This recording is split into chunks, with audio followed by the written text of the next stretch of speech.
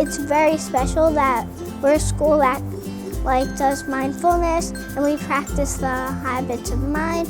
Part of the work that we do here at Todd School that sets us apart from other schools is our commitment to habits of mind. So as an international Habits of Mind School of Excellence, we are now certified and continue this work that really is making a significant difference not only in the culture of our students, but creating these essential thinking dispositions that go beyond the curriculum. I think that all the habits of mind represent a big thing in what I learned because I use them in everything that I have learned. When I was appointed principal 7 years ago, in order to get to know the students, I established school-wide read-alouds. And my first read-aloud, I actually went to every classroom in the building, and at that time there were probably 36 classes. And I chose to read the Golden Rule. And from that point, empathy was our school goal, which, as you know, ties into listening with understanding and empathy. And so from there, I just have continued to do these school-wide read-alouds. Students look forward to them. I get to know them. They see me as the principal teacher. And that's how really organically Habits of Mind caught on here at Todd School. Interesting, because when we first started Habits of Mind, I think it was labeling what many of our teachers here at Todd School were already doing in good practice, because you're bringing attention to really the habits that create conscientious students. And I see that reflected now in giving it the vocabulary and the kids using the terms.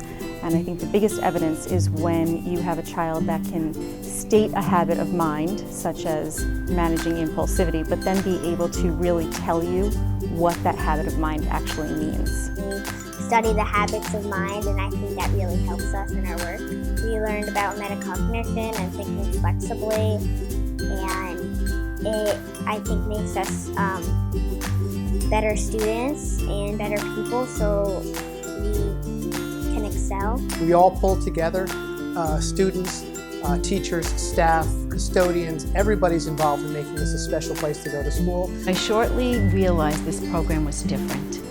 It was not so much facts about how to teach children about behaving. It was more a way of life. It was more a way of thinking and acting a certain way.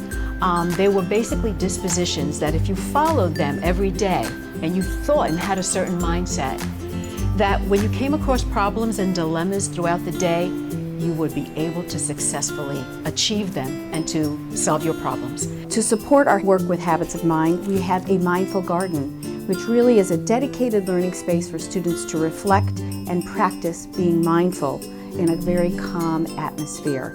All of our students have the opportunity to go to the garden during scheduled time, and practicing mindfulness really gives students an additional strategy and tool to support the work that they're doing in school, but also the culture that seems to be in our world where there's a lot of pressure even on our youngest students. I created a curriculum with puppets and poetry and stories, and I use my puppets to help them remember the habits. This is our squirrel. He gathers data through all senses. This is our bunny. He is empathetic thanks to his big ears. And another one I use is the snail, who is persistent. Each puppet has a poem. The children remember the poems, the children can touch the puppets, and the children are able to remember the habits very well.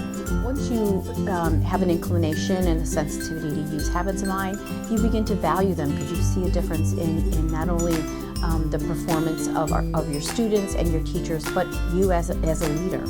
And it really becomes a way of being. It's not a program, it's not something that comes in a binder. It is something that you have to think about how to integrate and make it become a habit, literally, so that we're thinking about these dispositions in everything that we do.